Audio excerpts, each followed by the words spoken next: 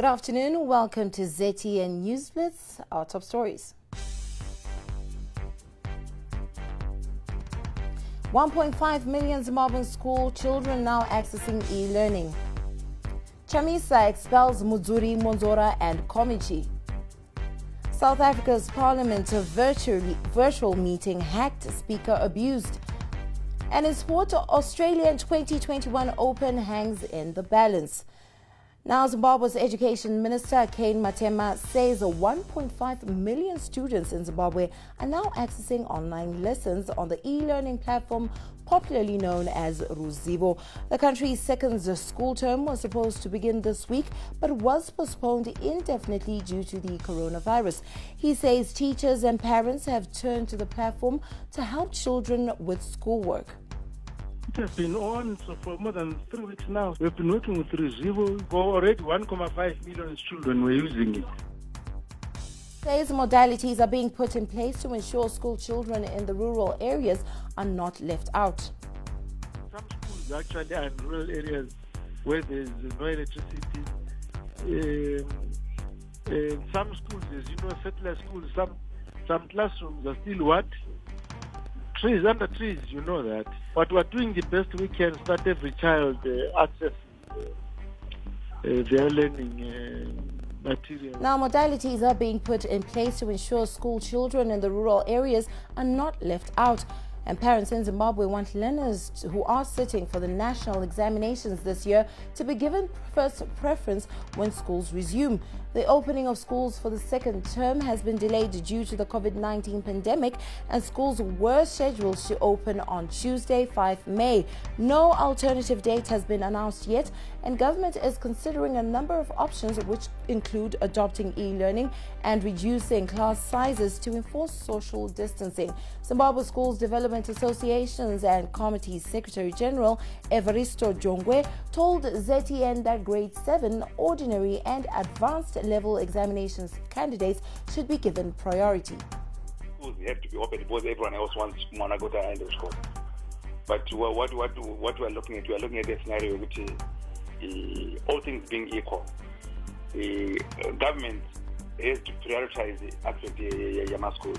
But for starters now, I think let's look at my grade 7, let's look at my form 4, let's look at my form 6. But my examination classes. Yes. And then as we move around, how best have we done some other aspects. Because you look at my schools, and I never got my 4,000. I do so listening in those scenarios. But I got the grade 7, got the form 4, and then probably my form 6. Then my exam schools, we let them write their examinations and do as we assess my. Zimbabwe's main opposition, the MDC Alliance, is considering withdrawing all its legislators from parliament in the protests after 4 of its senior members were recalled from parliament by a faction led by Dr. Thokozani Kupe. Today, the Chamisa faction hit back by expelling Douglas Mwonzora, Elias Mudzuri and Morgan Komichi. Job Sekala, who belongs to the Nelson Chamisa faction, announced the said decision.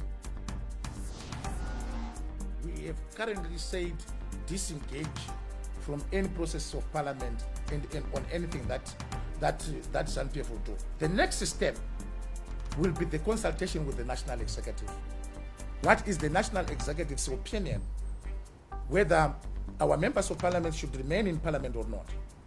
The third step will be us consulting the National Council, which is a bigger body, which is the supreme decision making organ in the party in between congresses, to see how what is their view on the way forward, whether they are in agreement that the member of parliament should remain in parliament or must be pulled out. Now, on Wednesday evening, government amended part of Statutory Instrument 102, which calls on all workers to be tested prior to the opening of businesses in Phase 2 of the national lockdown. The new position now states that all employers must ensure that workers are tested for the COVID-19 within 14 days. This change in position has raised questions over government's consistency with its policies. But Information Secretary Nick Mangwana says that there is no inconsistency at all. So what we will do as a very nimble government is to make a policy and with living room to adjust if need be. And all that has happened is implementation adjustment rather than changing the policy. He also said that contrary to some reports in the media, players in the business sector were consulted before the testing requirement was made compulsory. What followed was the result of that consultation on working on the modalities, which was an agreement between business and government, which was basically that it was impossible because of the low capacity that the market had to supply the requisite testing kits.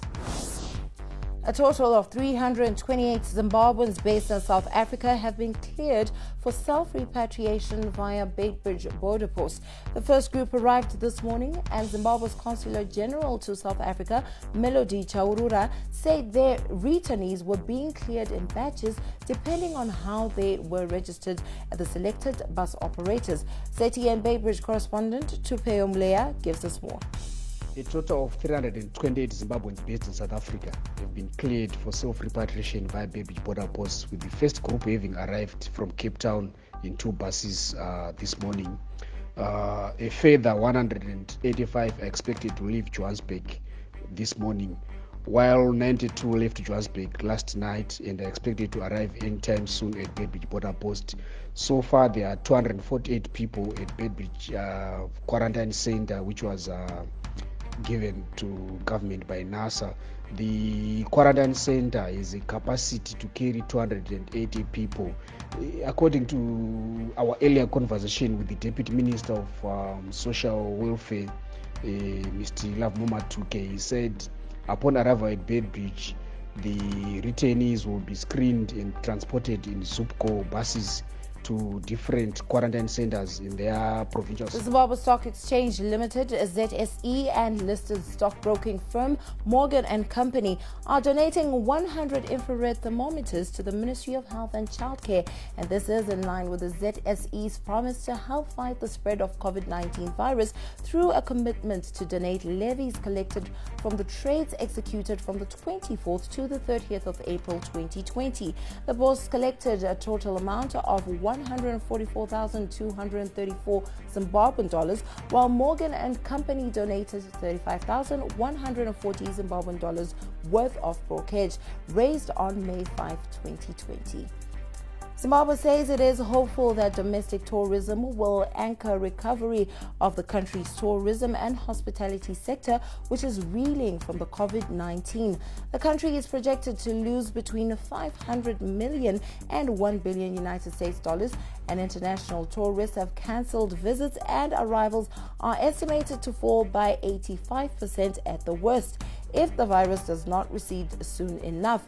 The Zimbabwe government has since availed a 500 million Zimbabwean dollar bank guaranteed stimulus package and a 20 million Zimbabwe dollars revolving fund to cushion the sector. Tourism Minister Mangaliso Ndlovu speaks. Due to the current measures that restrict travel aimed at containing the COVID-19 pandemic, international tourism will be slow to recover. Hence the need to provide incentives to stimulate domestic tourism. Government has therefore approved a waiver of value-added tax payable by domestic tourists for accommodation and services. This is envisaged to significantly lower the cost of accessing tourism facilities by locals. And I want to challenge you all in the sector to meet government halfway by thoroughly interrogating our cost structures so that our people can experience their beautiful country and your pristine facilities at affordable rates. It is my view that our revival will be anchored on domestic tourism, and focus has to be on driving demand for our facilities.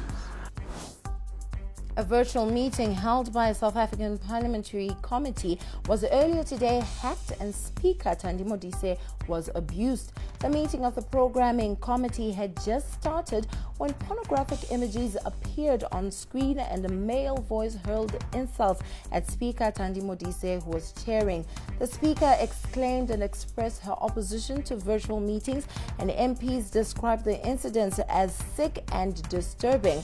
Parliament's technicians created a new link where members of Parliament joined in. Boris Johnson will review the coronavirus lockdown in England with his cabinet later, after suggesting some rules could be eased. By law, the government must review the restrictions every 3 weeks, and today marks the latest deadline. The Prime Minister will address the nation on Sunday to outline plans for the next stage of the lockdown. The stay-at-home message is expected to be scrapped, with ministers keen to restart the economy. We move on to sport, where next year's Australian Open could be cancelled if COVID-19 is not contained. The organisers are preparing for 4 possible scenarios in their contingency plans, which are said to include the possibility of scrapping the January Grand Slam or playing it behind closed doors. Both the ATP Tour and the WTA have suspended all tournaments at least until mid-July. Football stars Sergio Aguero and Arthur Melo have joined the grid for Formula One's esports event this Sunday. Formula One Virtual Racing Series sees events held in place or postponed or cancelled races.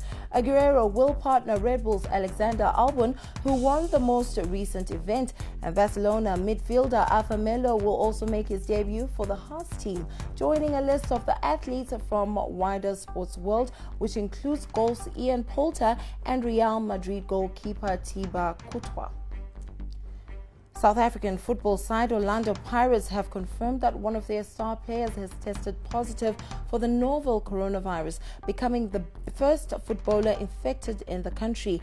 Ben Mwonzora, who has been Orlando Pirates' most used midfielder before the South African Premier League was suspended, has been placed on 2-week self-isolation. Pirates are now tracing Mwonzora's contacts from the previous 2 weeks to determine the possible extent of the spread within the players' surroundings and potentially within their own stable.